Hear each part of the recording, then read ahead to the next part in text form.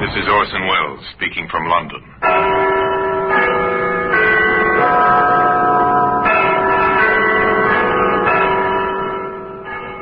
Here in the grim stone structure of the Thames, which houses Scotland Yard, is a warehouse of souvenirs. A warehouse where everyday objects, a hammer, a suitcase, a shirt button, all are touched by murder.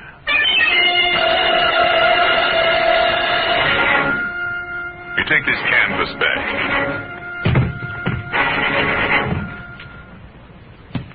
This canvas bag might give us a lead, sir. What's that writing on it, Sergeant?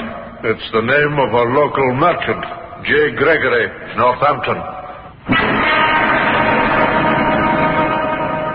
Well, today that canvas bag can be seen in the Black Museum.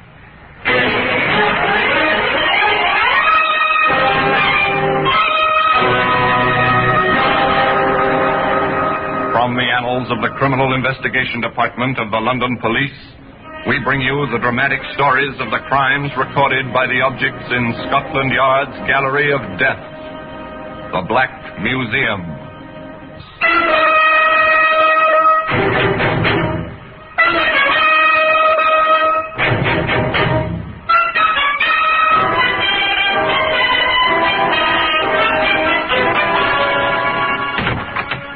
Here we are, in the Black Museum. Scotland Yard's Museum of Murder. Yes, here lies death. All the ways and means of death. Guns, of course, abound in plenty, but there are other simpler objects, things that were never meant for murder. Now, this gold trophy. A famous sportsman climaxed a great career by winning this. Later, it was an exhibit in his trial. It was proved he had used it to batter a man to death. Here's a knitting needle, perhaps used to knit for absent friends, for children not yet born. And it was put to more lethal use, to end a life. Here we are. Here's the canvas bag. It was once a bag used to hold provisions in a Northampton grocery store. Later on, it became more famous, but we anticipate. Let's begin the story not with a canvas bag, but with a certain young woman who at her home in Birmingham was packing her suitcases.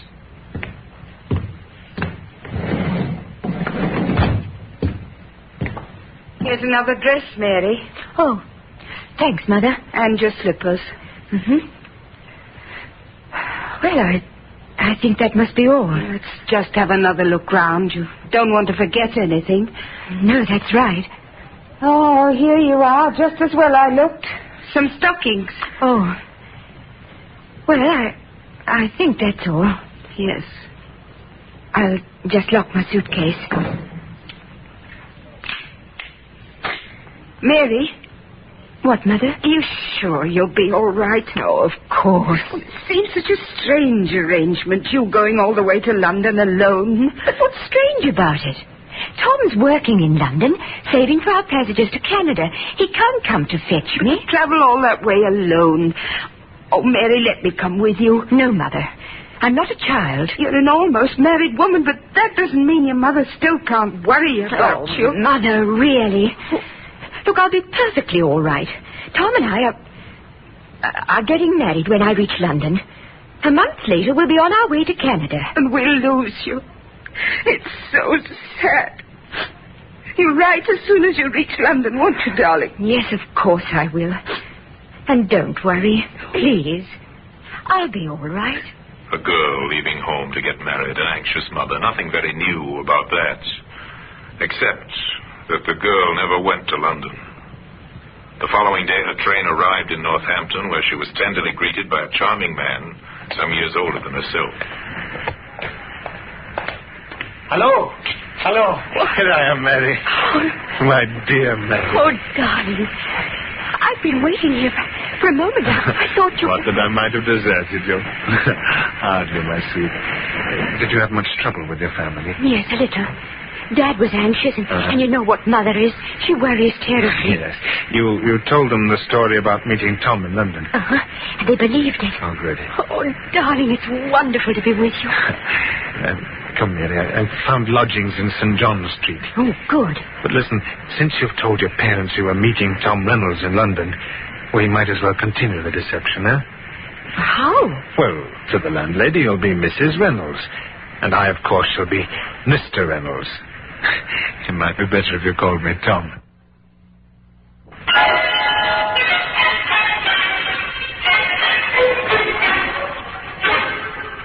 The landlady found Mr. and Mrs. Reynolds a charming couple, so devoted, so very much in love.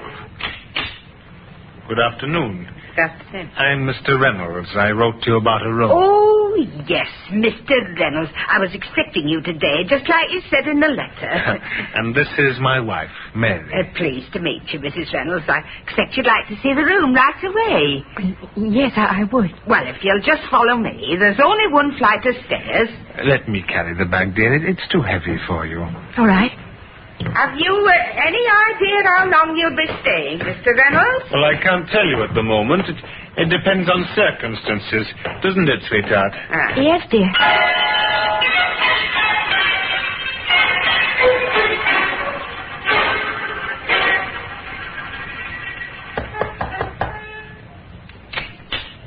Why, it's Mr. Reynolds.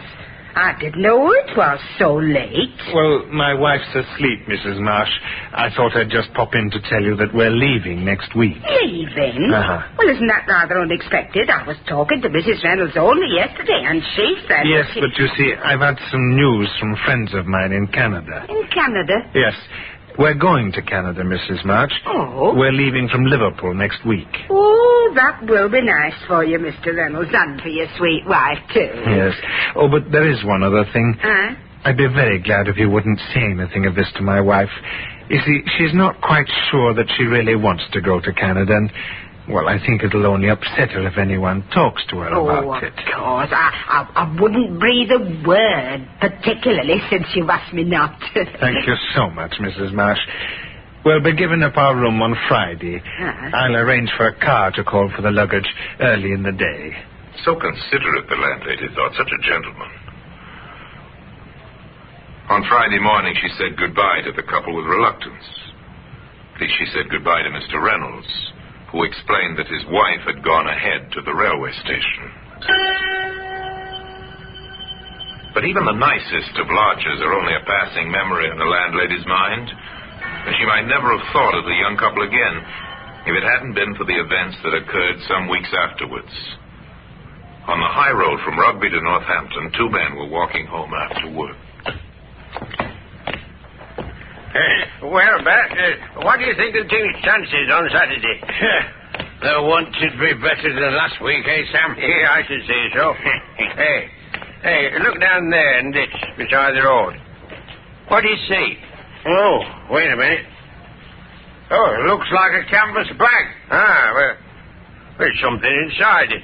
Well, what's that all over it? Lime, isn't it? Oh, probably a dead dog. Come on, I'll buy you a prize. Hey, ain't no dead dog. But, look, will you? An arm. I can see it plain. Oh, crikey. Come on, Sam. This is for the police. The local police recovered the body and Scotland Yard was summoned. Inspector Courtney, accompanied by Detective Sergeant Finlay, arrived in Northampton. They met the doctor who had conducted the post-mortem. The body was that of a woman, Inspector. Have you any idea of her age, Doctor? Youngish. I'd say in her 20s. In height, a little over 5 feet. Slight build. And in what state was the body? Dismembered and partially decomposed. And the cause of death? Have you any idea about that? There's no way of telling, Inspector. The only thing you can take for granted is that she was murdered. The yardmen had a dual task there. They had to track down the murderer, but first and foremost, they had to find out who had been murdered. They set out to examine the evidence. This canvas bag might give us a lead, sir. Yes. Now, what's that writing on it, Sergeant? It's the name of a local merchant, J. Gregory, Northampton. Yes, the name's clear enough. Luckily, the lime didn't rot it away. As I'd say it was meant to, sir. Yes, I'd say so too, Sergeant. I think we'll call on Mr. Gregory. Was this a lucky break early in a difficult case? It seemed not. For when the London detectives interviewed J. Gregory in his Northampton warehouse, the merchant could give them little help. Yes, it's my bag, all right, Inspector. No mistaking that, but how did it get in there? Well, we thought you might be able to tell us that. Well, I assure you I can't. These canvas bags are used for transporting groceries between this warehouse and my several shops in the town.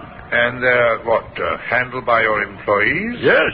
Are they ever given out to the public? Oh, no, they're not. Were you aware that one was missing? Well, hardly, Inspector. I have upwards of 100 of these bags and a lot more to do than count them. Yes, of course, yes. But now, you understand the gravity of this situation. Yes. A woman has been found dead. Murdered. Murdered? Her body wrapped in one of your bags. Inspector, I can only assure you I know nothing whatever about it. At this stage, Mr. Gregory, not knowing the identity of the murdered woman, the bag is our only clue. Now, you do appreciate that?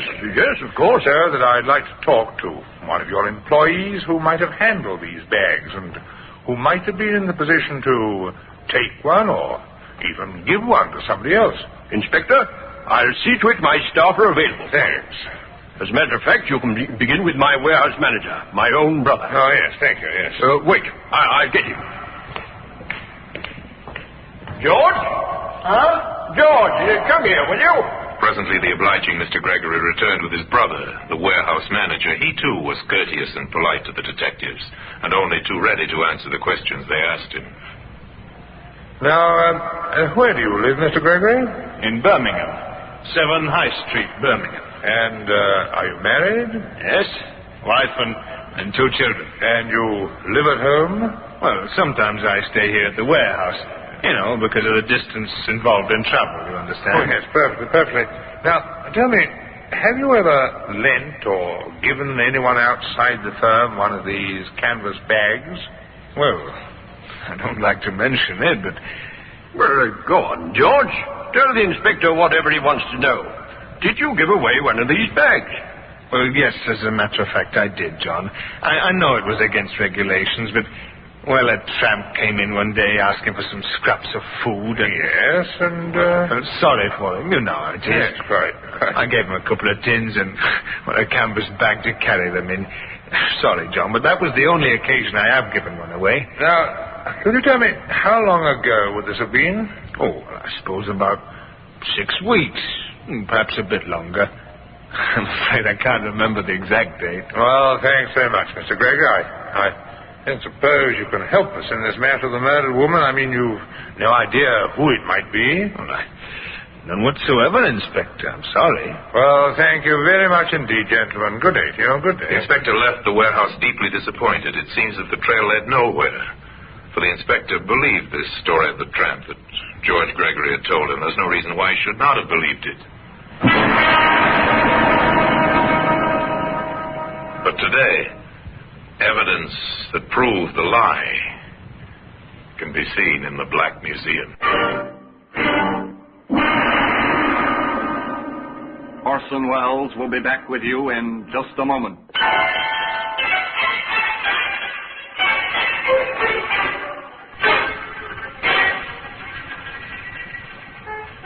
There are hundreds of women reported missing every year throughout England. Now to the local police stations throughout the land, the messages went out in a long and slow search to find the identity of the murdered woman. Desire information on any woman reported missing within past 2 months. Special attention to young woman about 5 feet in height, of slight build, well dressed. In answer to your inquiry, we've checked all missing persons approximating to the description given in the Glasgow area during the last 2 months. There are 3 missing persons whose descriptions might fit the one given, and further investigations being made in each case. I shall report further within the next 7 days. Hello, sir. This is Scotland Yard. We've been looking into your inquiry, and we find that in the London area there are 27 cases of missing persons, That would seem to justify investigation in relation to your inquiry. From preliminary inquiries, 13 of these cases can already be discounted. On the remainder, further inquiries are still being made. We'll be in touch with you later, sir. Goodbye. The reports came flooding into Scotland Yard. The leads faithfully followed. Dead ends, all of them. The investigation into murder was bogged down because nobody knew who had been murdered. Here's another one, Inspector. People by the name of Wilson in Birmingham. Worried about their daughter. Oh, I never knew there were so many youngsters who run away from home. Well, still, have it checked, Sergeant. Right, sir. Another patient inquiry begins. When did your daughter leave home? Where was she going? Have you heard from her? The questions were asked, the answers were written down, and the result was sent to Scotland Yard. Wilson, yes. Number 9 High Street, Birmingham. Left for London to marry a young man named Tom Reynolds. Seems like she didn't get there, sir. Yeah. Family had a letter from Reynolds, just a sort of friendly note, no mention of the girl. I understand young Reynolds went to Canada, sir. He was once engaged to the girl, but they broke it off. Oh, yes? The next thing, when he was in London, the girl had a letter from him asking her to marry him and go out to Canada. Yes, but did the family see the letter? No. It was all pretty hurried. They were upset, but she seemed to be able to get her own way. Oh, I've heard this kind of thing before. Now, I wonder who the man was. Not Tom Reynolds, that's certain. His letter to the family is enclosed there, sir. Oh, let's see it, Rev. Yes, all right. Now, rough crossing, how is everyone? Misspelled neighbors. No, he doesn't mention her. Now, what was her name? Mary, sir. Mary Wilson, 9 High Street, Birmingham. Sergeant, that seems familiar. To me, too, sir. I can't quite place it. Wait a minute, I've got it. What, Inspector? George Gregory, that warehouse manager. His address is 7 High Street, Birmingham. Number 7? Well, that means he lives next door. Patience had paid off again. Careful and painstaking methods had given them a new lead, or rather, the renewal of an old lead. For the canvas bag had first led them to the Gregory warehouse. The detectives went back to Northampton, back to interview George Gregory. Mary Wilson, Inspector? Well, of course I knew Mary Wilson. Now, tell me, when did you last see her, Mr. Gregory? Oh, some time ago. She went to Canada, you know. She married a young chap named Reynolds. Yes, but did she marry him? Well, to the best of my knowledge, she did. You said, I knew Mary Wilson. Mm-hmm. Why the past tense? I don't know. Well, don't you always use the past tense when you're not likely to see a person again? Oh, you don't think you'll see her again? Well, Inspector, with her married and living in Canada, that'd hardly be likely, Inspector. George Gregory seemed at ease. His answers rang true. It could be nothing but a strange coincidence. Inspector Courtney gave certain instructions. I want a cable sent to Tom Reynolds in Canada. Find out if he married Mary Wilson or not. The odds are he's still single. Then Courtney went to Birmingham, to number 9 High Street, where he talked to Mary's mother. I don't want to alarm you, Mrs. Wilson, but I'm from Scotland Yard, and I want to make certain inquiries. Scotland Yard? Oh, my Mary's done nothing wrong, has she? Of course not. No. Now, tell me, Mrs. Wilson, do you really think your daughter might have gone to Canada with her young man? Oh, I don't know what to think, sir. I was always puzzled. I mean, the way she seemed to patch things up with Tom. Yes, did you question that? No, I didn't say much. I was glad, really. About her marrying the young man? Yes.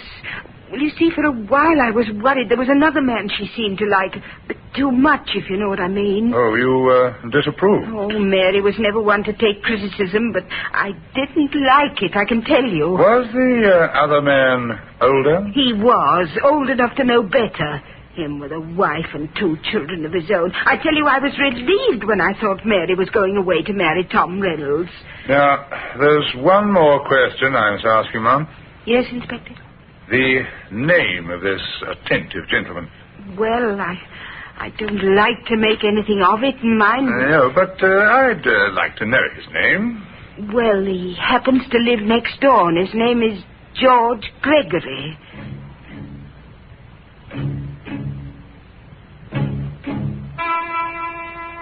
We've had a reply to your Canada cable, sir. Okay, Sergeant, go ahead and read it. Tom Reynolds is living in Ottawa. He's a bachelor. Last time he saw Mary Wilson was in Birmingham 3 months ago. What about his letter from London? There was no letter from London. It was beginning to add up. Point by point, link by link, a chain of circumstantial evidence was being forged. Forged by the patient police. I think he's our man, Sergeant. And imagine it, sir. He's been here under our noses since the very first clue you picked up. Yes, the canvas bag led us right to him. But we haven't tied it up yet. What's the next move, sir? Mary Wilson left for London to meet Reynolds. Or so it seems she told her parents. Yes, it seems more than likely, sir, that they came here. So they must have lived somewhere, she and the man she met. Now the detectives went through the town, front streets and back streets, fashionable hotels and cheap boarding houses. They went wherever there was a sign, rooms to let. Well? We're from Scotland Yard, ma'am. We're inquiring about a young couple who might have stayed here some, 6 weeks to 2 months ago. No, not here. Only take regulars. Had all my boarders for the past 12 months. Thank you, ma'am. Sorry to have troubled you. They ran the whole gamut of landladies. The suspicious landladies, the mean, the garrulous landladies, the kind, the generous, the curious. Then in a lodging house in St. John Street, their work paid off. A young couple? Yes, I've had a few. What was their name? We're not sure what name they might have been using. Oh, you mean Crooks? Well, let me see.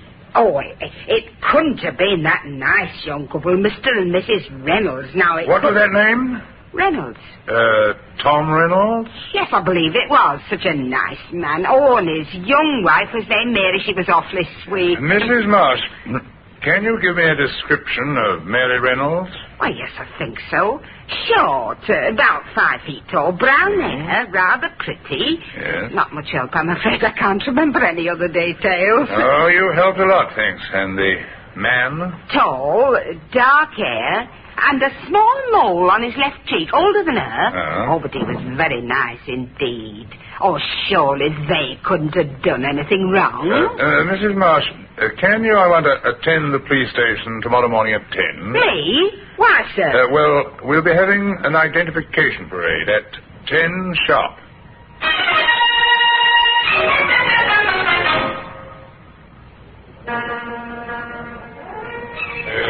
All right, quiet, everyone.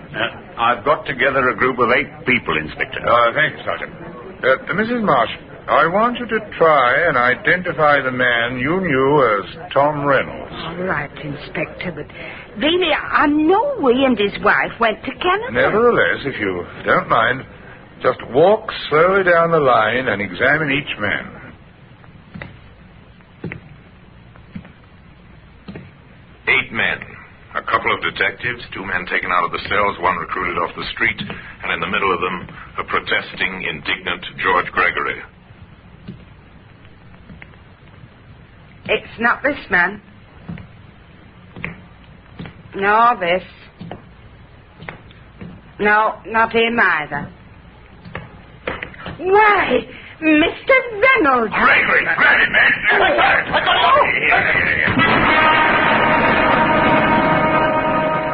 There were enough policemen present to overpower the hastily departing Mr. Gregory, who was immediately arrested on a charge of having murdered Mary Wilson. Today, the evidence that brought about his downfall, the canvas bag that first directed police attention to him, occupies a place of honor in the Black Museum.